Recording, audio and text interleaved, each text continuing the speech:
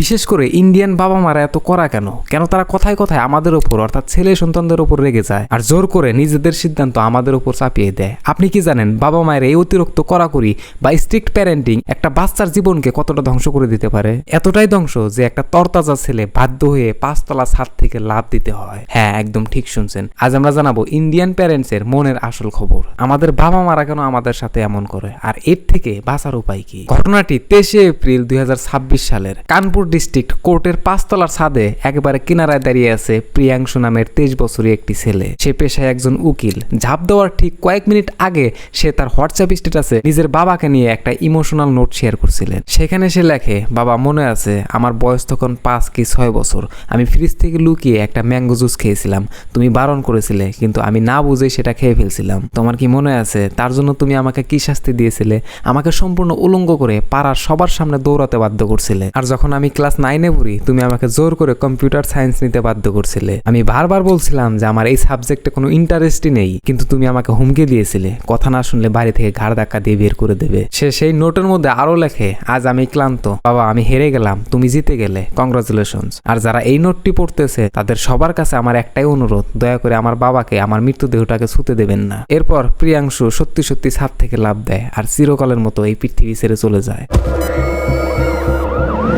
প্রিয়াংশুর ঘটনা শুনে হয়তো খুব চরম বা এক্সট্রিম মনে হইতেছে, কিন্তু একটু ভেবে দেখুন তো এই প্যাটার্নটি আমাদের দেশের পাড়ায় পাড়ায় ঘরে ঘরে দেখা যায় কিনা। পদে পদে কন্ট্রোল করা আর জোর করে ক্যারিয়ার চাপিয়ে দেওয়া। আমেরিকান সাইকোলজিস্ট ডাইনা বমরাইন্ড সন্তান মানুষ করার পদ্ধতিকে 4টি সোজা ভাগে ভাগ করছেন। নাম্বার 1, এক নায়ক বা ডিক্টেটর। এই স্টাইলে বাবা মায়েরা বলে থাকেন যে আমি যা বলছি সেটাই হবে, আমার বাড়িতে থাকতে হলে আমার নিয়ম মেনেই চলতে হবে, কোনো তর্ক করা যাবে না। নাম্বার 2, অতিরিক্ত ছাড় বা পারমিসিভ। এটা ঠিক উল্টো, বাবা মায়েরা এখানে খুব নরম, বাচ্চারা যা খুশি তাই করার স্বাধীনতা থাকে, এখানে কোনো নিয়ম কানুন নেই। নাম্বার 3, উদাসীন অর্থাৎ নেগলেক্টফুল। এখানে বাবা মায়েরা বাচ্চাদের কোনো খোঁজ খবর রাখে না, বাচ্চারা কি করতেছে না করতেছে সেই সব নিয়ে তাদের কোনো মাথা ব্যথা নেই। নাম্বার 4, বন্ধু সুলভ শাসন অর্থাৎ অথরিটেটিভ। এখানে নিয়ম আছে, শাসন আছে, কিন্তু বাবা মায়েরা বাচ্চার সাথে বন্ধুর মতো কথাও বলেন। এখানে তারা বাচ্চার মনের কথা শোনেন আর দরকার পড়লে নিজেদের নিয়ম বদলাতেও রাজি থাকেন। এখন আপনারা বুকে হাত দিয়ে বলেন তো যে আপনার দেশের বেশিরভাগ বাবা মায়েরা কোন ক্যাটাগরিতে পড়ে? একটা স্টাডিতে দেখা গেছে প্রায় 62% ইন্ডিয়ান প্যারেন্টস হলো ডিক্টেটর টাইপের, অর্থাৎ 1 নম্বরে যেটা আমি বলছিলাম, মানে আমার বাড়িতে থাকতে হলে আমার কথাই মেনে চলতে হবে, এই ধরনের বাবা মা। 2015 সালের একটি সার্ভের কথা শুনলে আপনি অবাক হয়ে যাবেন।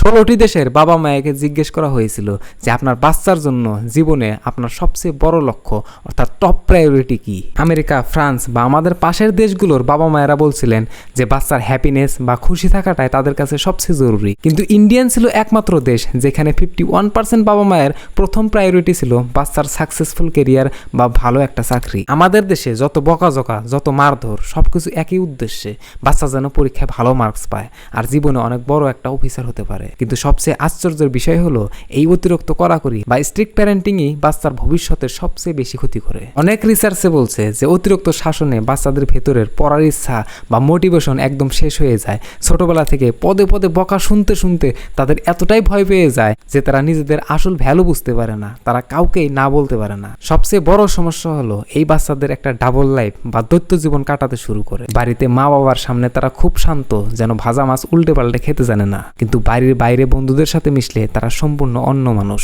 সব সিদ্ধান্ত বাবা মায়ে নিয়ে দেওয়ার কারণে তারা 25 থেকে 30 বছর বয়সে এসেও আমাদের দেশের অনেক ছেলে মেয়ে নিজেদের জীবনের সাধারণ সিদ্ধান্তগুলো নিতে পারে না। তাদের মেন্টাল হেলথ বা মানসিক স্বাস্থ্য পুরোপুরি ভেঙে যায়। এখন আসল প্রশ্ন হলো, এত ক্ষতি জেনেও কেন প্যারেন্টস গুলো এতটা স্ট্রিক্ট? এর পেছনে খুব গভীর কারণ আছে। প্রথম কারণ, লোক কি বলবে। মানে আপনার ছেলে সায়েন্স বাদ দিয়ে আর্টস নিয়ে পড়তেছে, লোকে কি বলবে? আপনার মেয়ে নিজের পছন্দে বিয়ে করলে সমাজে মুখ দেখানো যাবে না। আত্মীয় স্বজন, পাড়ার চায়ের দোকানের আড্ডার লোক, এদের মতামত আমাদের বাবা মায়ের কাছে ঈশ্বরের বাণীর মতো, কারণ এদের কথার উপর নির্ভর করে পরিবারের মান সম্মান। দ্বিতীয় কারণ হলো রিটায়ারমেন্ট বা বৃদ্ধ বয়সের ভয়। আমাদের দেশে আমেরিকা বা ইউরোপের মতো বৃদ্ধ বয়সে কোনো গ্যারান্টি বা ভালো পেনশন নেই বা ভালো পেনশনের সিস্টেম নেই। বৃদ্ধ বয়সের একমাত্র ভরসা হলো নিজেদের সন্তান। তাই বাবা মায়েরা সন্তানদের একটা ইনভেস্টমেন্ট বা বিনিয়োগ হিসাবে দেখেন।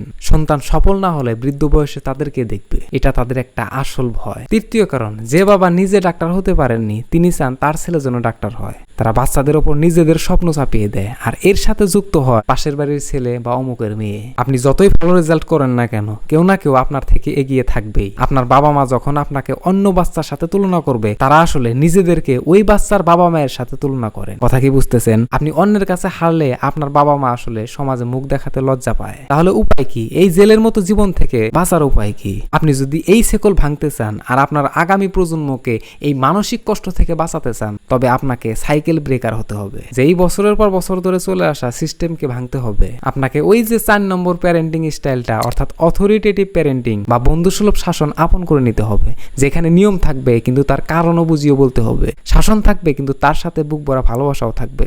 আপনাকে আপনার বাচ্চার মনের কথা শুনতে হবে এবং তাকে তার নিজের ভুল থেকে শিখতে দিতে হবে। একটা কথা সবসময় মনে রাখবেন, ভয় দেখিয়ে কোনোদিনও সম্মান পাওয়া যায় না, সম্মান অর্জন করতে হয় ভালোবাসা দিয়ে। প্রিয়াংশুর মতো আর কোনো ঘরের ছেলেকে যেন এই ভয় আর অপমানের শিকার হতে না হয়, আজ আপনাদের সবাইকে সেই প্রতিজ্ঞায় নিতে হবে। ভালো থাকবেন, সুস্থ থাকবেন, দেখা হবে নতুন কোনো ভিডিওতে।